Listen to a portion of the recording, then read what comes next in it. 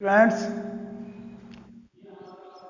आज मैं आपको ये रिप्रोडक्टिव सिस्टम एनिमल्स में पढ़ाऊंगा। पिछली वीडियो में आपने प्लांट्स में जो रिप्रोडक्शन था वो पूर्ण हो गया था, एम्ब्रियो फॉर्मेशन था, फ्रूट बन गया था, सीड बन गया था, सब कुछ पूरा हो गया था। अभी अगला चैप्टर जो आपका आता है ये है ह्यूमन रिप्रोडक्शन, मानव जनन। मानव जो होता है एक यूनिसेक्सुअल एनिमल। मानव क्या है? यूनिसेक्सुअल एनिमल है, यानी कि एक लिंगी जंतु है। क्योंकि मानव में एक ही प्रकार के जननांग होते हैं, या तो मेल होंगे या फिर फीमेल होंगे, दोनों अलग अलग हैं। तो मेल का अलग पढ़ा जाएगा, फीमेल का अलग पढ़ा जाएगा। और रिप्रोडक्शन में गैमेट्स बनेंगे, गैमेट्स का फ्यूजन होगा, तब जायगोट, जायगोट से एम्ब्रियो बनेगा। तो आज आपको इस वीडियो में लेकर चलते हैं मेल रिप्रोडक्टिव सिस्टम, नर प्रजनन तंत्र। तो मेल रिप्रोडक्टिव सिस्टम में ये आपके एक जोड़ी टेस्टिस होते हैं। वैसे तो ये रिप्रोडक्टिव सिस्टम जो है ये जन्म के समय से पहले ही विकसित हुआ है। एक बात यहाँ बता चलूँ आपको, जो टेस्टिस होते हैं आरंभिक अवस्था में, जो टेस्टिस होते हैं जन्म से पहले, वो बॉडी के बाहर नहीं होते। जैसे आप टेस्टिस देख रहे हो बॉडी के बाहर हैं, लेकिन जन्म अवस्था से पहले ये बॉडी से बाहर नहीं होते, बल्कि बॉडी के अंदर बनते हैं, किडनी से कुछ नीचे बनते हैं, बाद में फिर बाहर आ जाते हैं। तो यहाँ पर ये मेल रिप्रोडक्टिव सिस्टम में मुख्य पहला जो मेन ऑर्गन है वो है आपके टेस्टिस। मुख्य ऑर्गन टेस्टिस।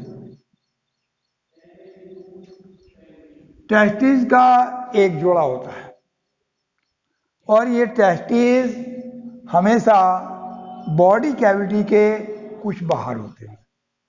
बॉडी कैविटी के बाहर एक सैक लाइक स्ट्रक्चर है, थैली जैसी संरचना है। इस थैली जैसी संरचना के अंदर, जो कि इसके अंदर दो टेस्टिस होते हैं, दोनों टेस्टिस बाहर से यदि अनुभव करते हैं तो ये कुछ गोली जैसे दिखाई देते हैं, लेकिन दोनों क्या है, एक थैली में बंद है, लगभग मिले हुए हैं। तो ये जो इसके ऊपर का खोल है, ये खोल स्क्रोटम,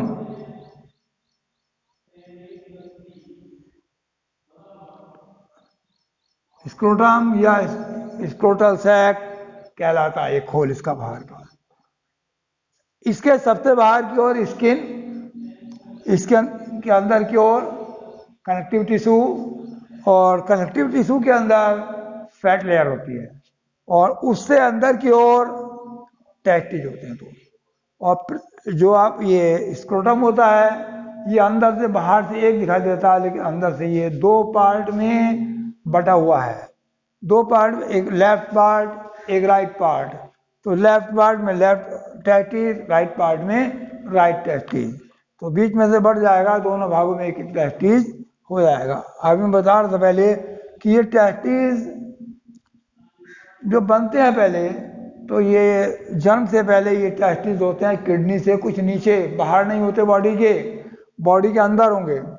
बाद में ये धीरे धीरे धीरे धीरे जन्म के समय तक बाहर आ जाते हैं, और ये बॉडी के बाहर यानी कि यूरिनरी नली के नीचे दिखाई देते हैं। एक थैली जैसी रचना है, दोनों लेग्स के मध्य में, वहीं ये दिखाई देते हैं। इससे रिलेटेड दूसरी चीज है इसकी एसेसरी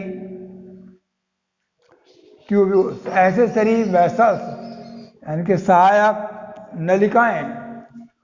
कुछ सहायक नलिकाएं हैं, तो सहायक नलिकाओं में यानी कि इसके अंदर बनेंगी मेन बॉडी, गैमेट्स बनेंगे टेस्टिस में, और गैमेट्स बनकर वो वेसल्स के द्वारा बाहर जाएंगे।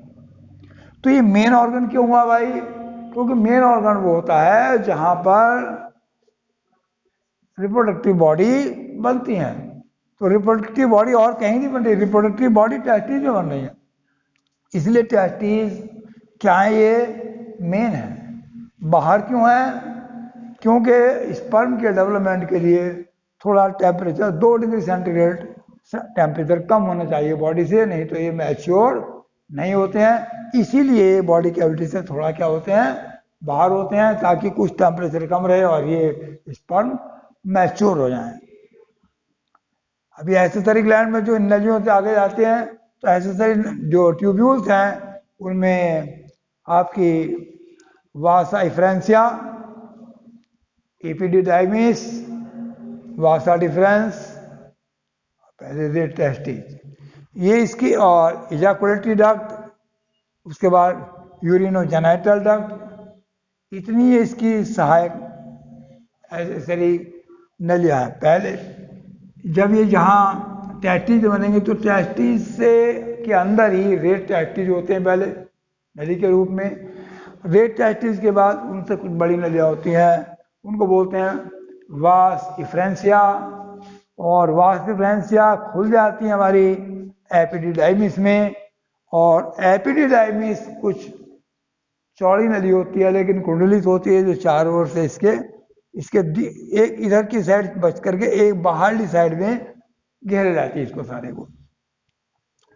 तो ये जब ये कुंडलित नली का पूर्ण आती है एपिडिडाइमिस के बाद ये ले लेती है रूप वास डिफरेंस। तो यहाँ आ जाती, ये एपिडिडाइमिस हो गया, एपिडिडाइमिस,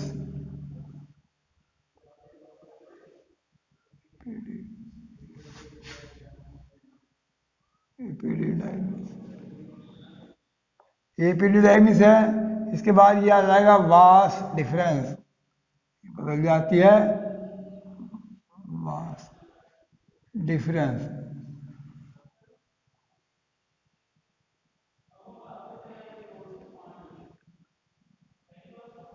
ये बन जाती है वासा डिफरेंस। तो ये वास डिफरेंस में बदल जाएगी, और ये वास डिफरेंस ऊपर चलती हुई ये आएगी यहाँ, जो हमारा यूरेटर है, यूरेटर। यूरेटर क्या होता है? ये किडनी से यूरिन लाता है, किडनी से लाता है, मुंह तो यूरिन लाता है और ये इसमें इकट्ठा होता है। ये ब्लेडर है, इसका नाम है urinary bladder.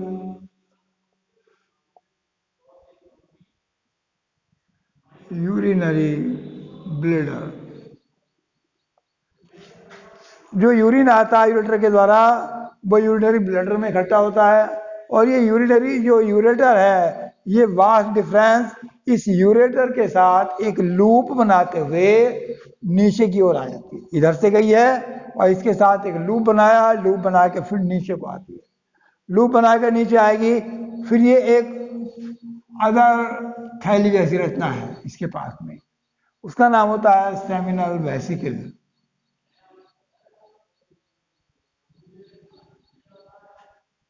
Seminal vesicle,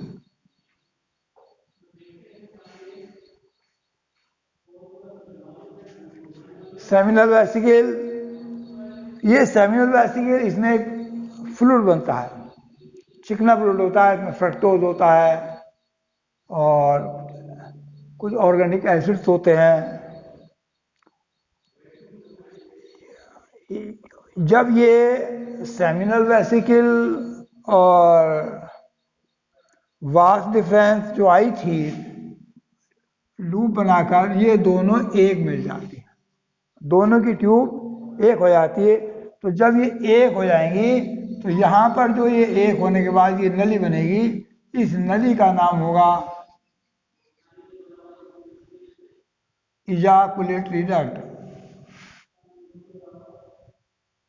इजाकुलेटरी duct,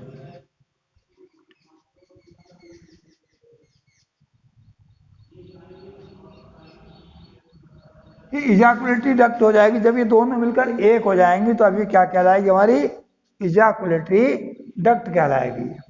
तो इजाकुलेटरी डक्ट अब आगे बढ़ती है, तो इजाकुलेटरी डक्ट आगे बढ़ने के बाद ये आपका आ जाता, फिर ये मिलती है इस यूरेथ्रा में।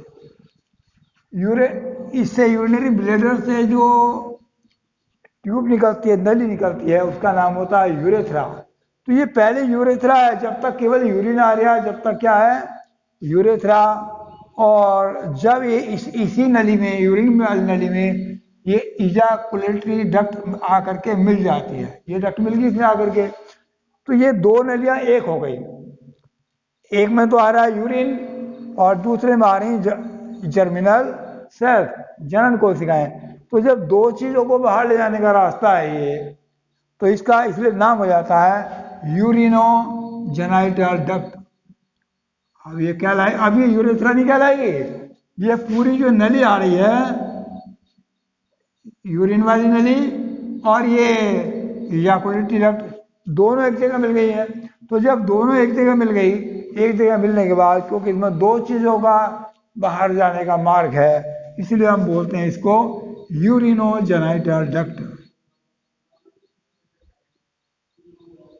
यूरिनो मीन्स यूरिया, यानी कि यूरिन, यूरिनो मतलब यूरिन, और जेनाइटल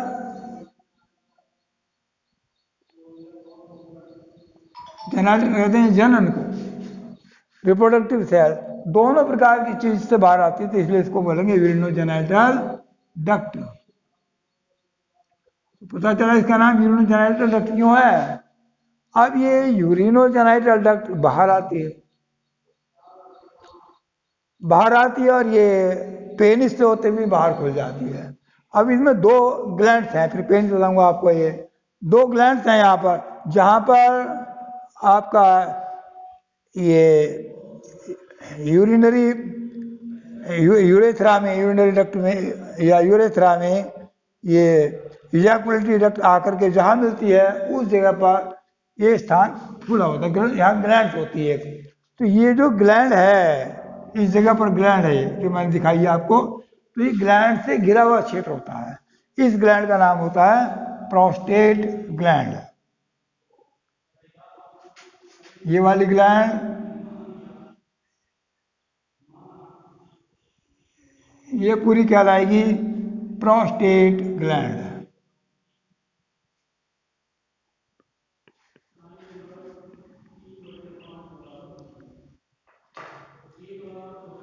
ये प्रोस्टेट ग्लैंड है, और इसके बाद एक दूसरी ग्लैंड और है जो इसके जस्ट नीचे है। प्रोस्टेट ग्लैंड कुछ बड़ी होती है, इसका आकार थोड़ा बड़ा है, और इसके नीचे जो दूसरी ग्लैंड है, ये वाली ग्लैंड, ये बल्ब टाइप दिखाई दे रही है, इसको बोलते हैं हम बल्बो यूरेथ्रल ग्लैंड।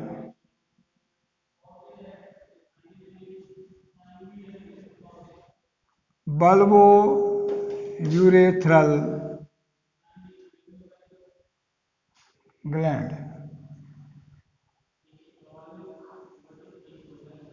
ये बल्बो यूरेथ्रल ग्लैंड है, ये जस्ट इसके नीचे होती है प्रोस्टेट ग्लैंड के। अब ये बल्बो यूरेथ्रल ग्लैंड, इन दोनों का काम क्या है।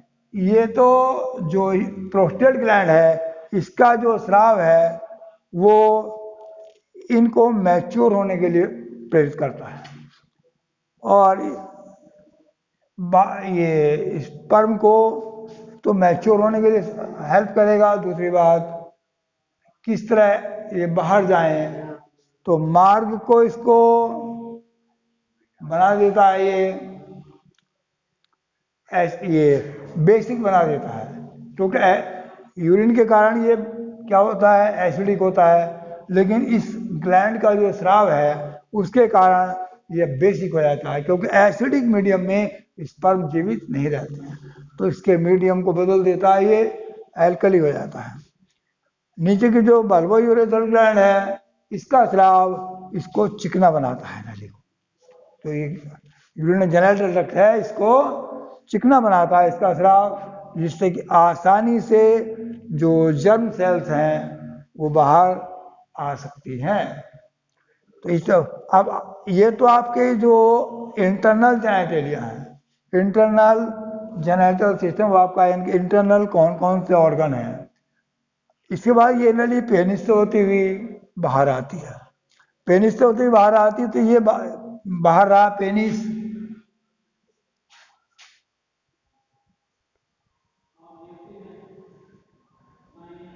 पेनिस ये आउटर जेनाइट एरिया है, ये इंटरनल नहीं है, ना ये मेन है, ये केवल आउटर जेनाइट एरिया है, क्योंकि इसके दो फंक्शन हैं। बॉडी के बाहर है, ये भी यूरिन को बाहर करता है और जनरेटिव सेल को भी बाहर करता है समय पड़ने पर। इसमें जो पेनिस है, पेनिस के अंदर की ओर स्पंजी टिश्यू होते हैं। इसमें जो टिश्यू है वो स्पंजी होते हैं, और स्पंजी टिश्यू के जो खाली जगह हैं उसको बोलते हैं हम ब्लड वेसल्स। तो इसमें खाली ब्लड वेसल्स होती हैं या ब्लड साइनस होते हैं, खाली ब्लड साइनस हैं। तो जब तक ये खाली होते हैं तब तक इसका जो आकृति है वो लूज होती है, धीरे धीरे आकृति सामान्यतः ये लूज ही रहती आकृति। लेकिन या तो अधिक दबाव बने यूरिन का, या फिर रिप्रोडक्टिव टाइम हो, उस स्थिति में ये एक्टिव हो जाता है, इसमें इरेक्शन हो जाता है। और ऐसे में ये होता है कि इसके जितने भी ब्लड साइनस हैं उन ब्लड साइनस में ब्लड भर जाता है। ब्लड साइनस में ब्लड भरेगा तो इसमें इरेक्शन होगा, अंदर से नलिया। अब इसी का जो पार्ट है ये सिलिंड्रिकल पार्ट है पूरा पेनिस। इसका जो अगला हिस्सा है, अगला हिस्सा कहलाता है ये ग्लांस पेनिस। जो अगला इसका फूला हुआ हिस्सा है वो ग्लांस पेनिस। ये ग्लांस पेनिस जो फूला हुआ हिस्सा आगेगा, ग्लांस पेनिस के ऊपर एक लूज स्किन होती है, ढीली ढाली स्किन होती है, उसको बोलते हैं हम फोर स्किन। इसके ऊपर जो स्किन है लूज है जो हट सकती है उसको फोर स्किन कहा जाता है। और इसका जो बीच का मार्ग है तो इसका नाम होता है यूरिनोजेनाइटल अपर्चर। जो बाहरी मार्ग है ये यूरिनोजेनाइटल अपर्चर। तो आउटलाइन में ये हो जाता है आपका मेल रिप्रोडक्टिव सिस्टम। अब इनमें थोड़ा आगे बढ़ेंगे तो हम टेस्टिस की इंटरनल स्ट्रक्चर को देखते हैं कि टेस्टिस अंदर से कहता है, क्योंकि मेन ऑर्गन तो आपका टेस्टिस ही है। टेस्टिस के बारे में हमें ज़्यादा पढ़ना है, क्योंकि सारी जो इसके जो मेल गैमिट्स हैं वो इसी में बनेंगे, बाकी तो नलिया वगैरह हैं उनमें कुछ सहायक हैं। अभी मैं आपको बताता हूँ टेस्टिस की इंटरनल स्ट्रक्चर। ये मैं आपको टेस्टिस का इंटरनल स्ट्रक्चर बता रहा हूँ। टेस्टिस का जो इंटरनल स्ट्रक्चर है, टेस्टिस अंदर से जो देखने में होता है वो कैसा होता है। जब इसका हम एक वर्टिकल सेक्शन काटते हैं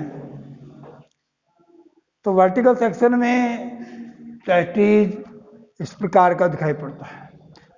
सबसे बाहर की ओर ये इनलिंगुअल कैनाल है जिसके द्वारा नर्व, वेसल और आर्टरी, नर्व, वेसल और आर्टरी इससे बाहर निकलती हैं। और एक निकलती है ये वास डिफरेंस, चार नलियां बाहर आती, इससे चार नलियां जुड़ी होती हैं इनलिंगुअल कैनाल से। एक नर्व, एक वेसल, एक आर्टरी और एक वास डिफरेंस प्रत्येक। तो ये चार नलियां इसमें से निकलती हैं। चार, एक इसके भी दो पार्ट होते हैं लिंगुअल कैनाल के, राइट लेफ्ट, चार राइट में, चार लेफ्ट में निकलती है। अब इसको हम अंदर से देखते हैं पूरे को, टेस्टिस को, क्योंकि स्क्रोटल सैक के अंदर टेस्टिस बंद है। तो ये बताया था कि स्क्रोटल सैक में कहाँ होता है, सबसे बाहर की ओर स्किन है, और स्किन से अंदर की ओर कनेक्टिव टिश्यू है, कनेक्टिव टिश्यू से अंदर की ओर फैटी टिश्यू है, और फैटी टिश्यू से अंदर की ओर प्रत्येक चैम्बर में एक टेस्टिस होता है। अब ये जो टेस्टिस है ये अंदर से अनेक लोब्यूल में बटा होता है। इसके कई सारे लोब्यूल, लगभग 200 लोब्यूल होते हैं एक टेस्टिस में, 200 से 250 तक लोब्यूल एक टेस्टिस, यानी कि चैम्बर अंदर ही अंदर, क्योंकि इसकी जो आउटर वाल है इस टिश्यू की, वो तो सारे में फैल जाती है आउटर वाल, बाहरी वाल। इनर वाल जो होती है वो जगह जगह अंदर की ओर मुड़ जाती है, इनर वाल अंदर की ओर मुड़ेगी जगह जगह, और ये चैम्बर बना लेगी। तो ये लगभग 250 चैम्बर के करीब होते हैं प्रत्येक टेस्टिस में, और हर चैम्बर में किसी में 2, किसी में 3 ये होती हैं सेमिनिफेरस ट्यूब्यूल। प्रत्येक चैम्बर में मतलब कि या तो 2 होंगी या 3 होंगी, ये सेमिनिफेरस ट्यूब्यूल्स होती है। इन सेमिनिफेरस ट्यूब्यूल्स में ही स्पर्म बनते हैं। स्पर्म का जो फॉर्मेशन है वो सेमिनिफेरस ट्यूब्यूल के अंदर होता है। अब मैं इसके बाद आपको बताऊंगा कि सेमिनिफेरस ट्यूब्यूल अंदर से कैसी होती है। अब सेमिनिफेरस ट्यूब्यूल का आप देखेंगे कि सेमिनिफेरस ट्यूब्यूल अंदर से कैसी होती है। अब ये आप देख रहे हैं एक सेमिनिफेरस ट्यूब्यूल किस तरह की होती है। जो अंदर नलियां आई थी वो सेमिनिफेरस ट्यूब्यूल, उसका अंदर से काट कैसा होता है। तो एक सेमिनिफेरस ट्यूब्यूल का काट है। ये सेमिनिफेरस ट्यूब्यूल जो ये सेमिनिफेरस ट्यूब्यूल इसके इधर भी है, इधर भी है, तो कई के होते हैं, 2-3 होती हैं। तो प्रत्येक सेमिनिफेरस ट्यूब्यूल इसके जो आउटर पार्ट है इसमें होती है ब्लड वेसल। ब्लड वेसल होगी ब्लड आने के लिए, कुछ अमीबाइड सेल होंगी, कुछ होती है इंटरस्टिशियल सेल। इंटरस्टिशियल सेल जगह जगह इंटरस्टिशियल सेल्स होती है। ये इंटरस्टिशियल सेल्स है, ये इंटरस्टिशियल सेल्स, कुछ ग्रुप होते हैं इंटरस्टिशियल सेल के जगह जगह पर। तो ये इंटरस्टिशियल सेल ये मेल हार्मोन का स्राव करते हैं। इनसे मेल हार्मोन बनते हैं इनके अंदर। इसमें एंड्रोजन हार्मोन जो बनता है वो इन्हीं इंटरस्टिशियल सेल में बनता है। कह रहे हैं टेस्टिस में ये जो इंटरस्टिशियल सेल हैं इनके अंदर एंड्रोजन हार्मोन बनता है और बनकर के बाहर आता है। अब इसका जो बाहरी टिश्यू है, जो ये इसकी लेयर है, इस लेयर में जो पूरी लेयर, इसमें 2 तरह की सेल्स होती हैं। ये सारी जर्मिनल लेयर कहलाती है। इसकी जितनी लेयर है ये कहलाएगी जर्मिनल लेयर।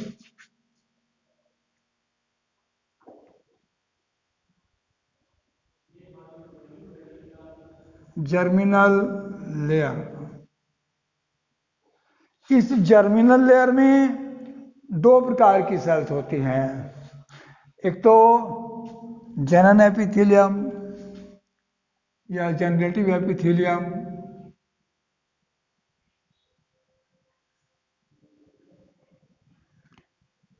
Generative epithelium.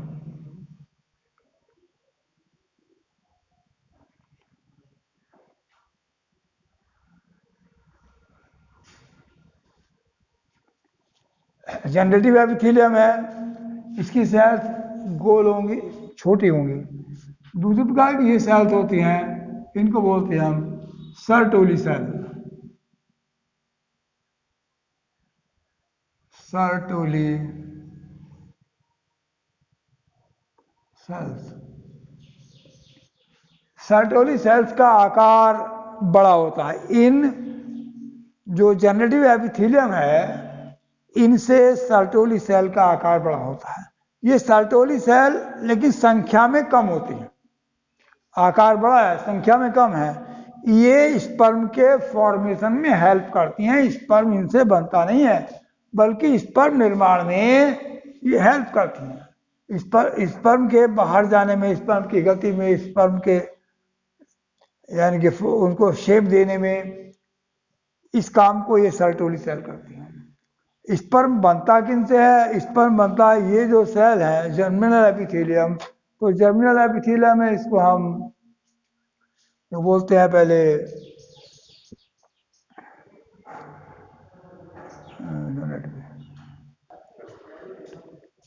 ये जो सेल बाहर की है जो जनरेटिव एपिथेलियम है, इनको बोलते हैं हम स्पर्मेटोगोनिया। स्पर्मेटोगोनिया होती हैं। स्पर्मेटोगोनिया ये डिप्लॉयड है, इनसे बनती हैं स्पर्मेटोसाइट, और स्पर्मेटोसाइट से बनते हैं स्पर्मेटिड्स। और जो आपके स्पर्मेटिड्स होते हैं उन्हीं के द्वारा फिर निर्माण होता है स्पर्म का।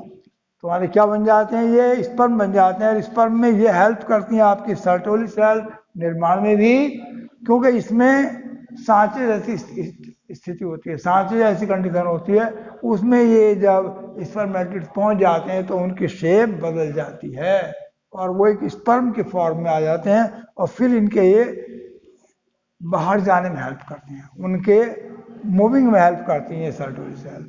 तो इस प्रकार से ये आपके मेल जनरेटिव सिस्टम जो मानव का है वो यहाँ पर पूर्ण होता है। इसका पूरा जो मैंने जो आपको पढ़ाया, पीडीएफ को ध्यान से देखेंगे तो आपके लिंक पीडीएफ में आपको ये सारा कुछ मिल जाएगा।